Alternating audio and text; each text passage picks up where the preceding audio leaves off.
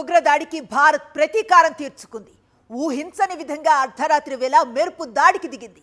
పాక్ ఆక్రమిత కశ్మీర్లో 9 ఉగ్రవాద స్థావరాలను నేలమట్టం చేసింది. ఈ దాడుల కోసం భారత్ ఎలా సిద్ధమైంది, లక్ష్యాన్ని ఎలా గుర్తించింది, టార్గెట్ లాగ్ అయిన తర్వాత సమాచార మార్పిడి ఎలా జరిగింది, ఆపరేషన్ సింధూర్ ఎలా మొదలైంది, ఇప్పుడు చూద్దాం. ఆపరేషన్ సింధూర్ ఖచ్చితత్వంతో భారత్ చేపట్టిన ప్రతీకార దాడి ఇది. పాకిస్తాన్ ఒక్కసారిగా ఉలిక్కిపడింది. దాడులు జరుగుతాయనే భయం దాయాది దేశానికి ఉన్నప్పటికీ ఇంకా మాక్ డ్రిల్ ప్రాసెస్లోనే ఇండియా ఉందని భావించింది పాకిస్తాన్. కానీ ఊహించని షాక్ ఇచ్చింది ఇండియా. చాలా ప్రణాళికాబద్ధంగా పద్ధతి ప్రకారం ఈ దాడులు జరిగాయి. వీటిని సైనిక భాషలో నాన్ కాంటాక్ట్ కైనెటిక్ యాక్షన్ అంటారు. లైన్ ఆఫ్ కంట్రోల్ దాటకుండా దాడులు చేయడం అన్నమాట.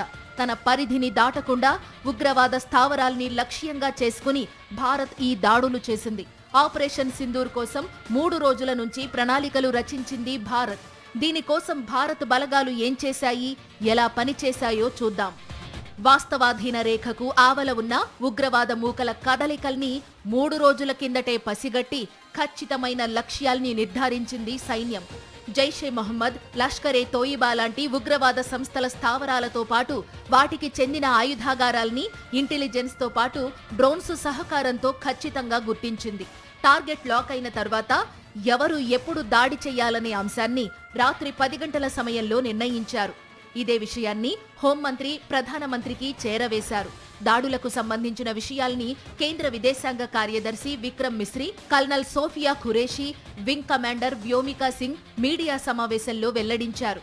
పాక్లోని 4 ఉగ్రవాద స్థావరాలు, పాక్ ఆక్రమిత కశ్మీర్లోని 5 స్థావరాలపై క్షిపణులతో దాడులు చేసినట్లు ప్రకటించారు. దాడులకు సంబంధించిన కొన్ని దృశ్యాల్ని కూడా మీడియాకు విడుదల చేశారు. అంతా సిద్ధంగా ఉందని నిర్ధారించుకున్న తరువాత అర్ధరాత్రి 1:05 పాకిస్తాన్ పాక్ ఆక్రమిత కశ్మీర్లో దాడులకు దిగింది భారత్. దాదాపు 25 నిమిషాల పాటు క్షిపణులతో విరుచుకుపడింది. 21 కేంద్రాల్ని గుర్తించినప్పటికీ 9 ఉగ్రవాద క్యాంపుల్ని మాత్రమే నాశనం చేసింది.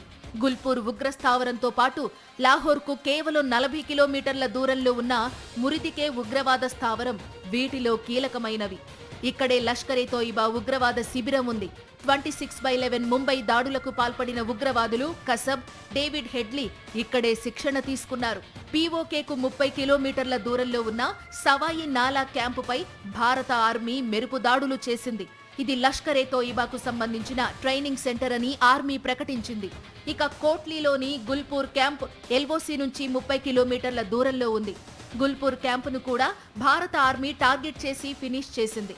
ఇక వాస్తవాధీన రేఖ నుంచి 9 కిలోమీటర్ల దూరంలో ఉన్న బర్నాలా క్యాంప్ బింభర్ను కూడా భారత దళాలు పేల్చేశాయి. ఎల్ఓసి నుంచి 13 కిలోమీటర్ల దూరంలో ఉన్న కోట్లీలోని అబ్బాస్ క్యాంపును కూడా భారత్ ధ్వంసం చేసింది. లష్కరే తోయిబా ఆత్మాహుతి దళం ఇక్కడే ట్రైన్ అయినట్లు భారత ఆర్మీ తెలిపింది. కేవలం ఉగ్రవాద శిబిరాల్ని మాత్రమే నాశనం చేశామని, పాక్ సైనికులపై, జనావాసాలపై ఎలాంటి దాడులకు పాల్పడలేదని భారత్ ప్రకటించింది. These actions were measured, non-escalatory, proportionate and responsible.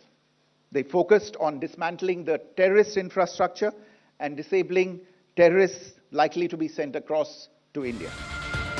ఇక అర్ధరాత్రి ఓ వీడియో పోస్టు చేసింది Indian army. Ready to strike, train to win అనే క్యాప్షన్తో తమ యుద్ధ విన్యాసాల్ని సోషల్ మీడియాలో పెట్టింది. ఓవైపు దాడులు మొదలైన వెంటనే మరోవైపు ఈ వీడియో సోషల్ మీడియాలో ప్రత్యక్షమైంది. ఇలా ఓ పద్ధతి ప్రకారం పక్కా ప్రణాళికతో దాడుల్ని ఎగ్జిక్యూట్ చేసింది ఇండియా.